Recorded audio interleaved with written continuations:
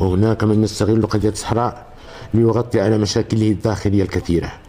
وهناك من يستغل قضية الصحراء للحصول على منفذ على المحيط الأطلسي. هناك مع الأسف عالم آخر منفصل عن الحقيقة ما زال يعيش على أوهام الماضي ويتشبث بأطروحات تجاوزها الزمن.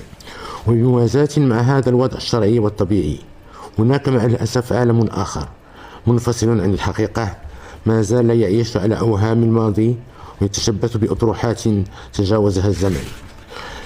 فهناك من يطالب بالاستفتاء رغم تخلي الأمم المتحدة عنه واستحالة تطبيقه، وفي نفس الوقت يرفض السماح بإحصاء المحتجزين بمخيمات سندوف ويأخذهم كرهائن في ظروف يرثى لها من الذل والإهانة والحرمان من أبسط الحقوق. وهناك من يستغل قضية الصحراء للحصول على منفذ على المحيط الأطلسي.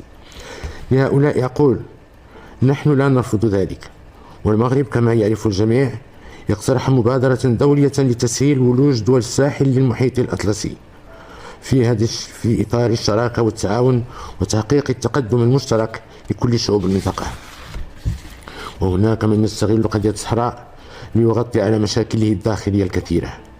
وهناك كذلك من يريد الانحراف بالجوانب القانونية لخدمة أهداف سياسية ضيقة.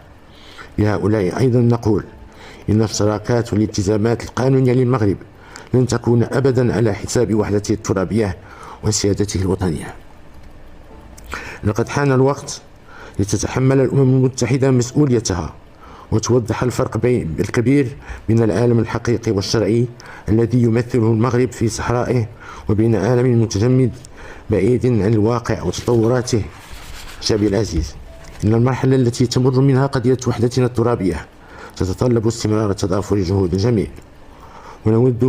ونود الإشادة هنا على وجه الخصوص بروح الوطنية التي يتحلى بها المغاربة المقيمون بالخارج وبالتزامهم بالدفاع عن مقدسات الوطن والمساهمة في تنميته.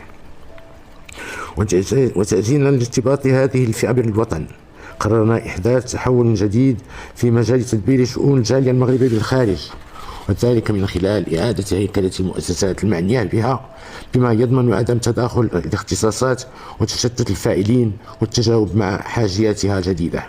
لهذا الغرض وجهنا الحكومة للعمل على هيكلة هذا الإطار المؤسساتي على أساس هيئتين رئيسيتين. الأولى هي مجلس الجالية المغربية بالخارج،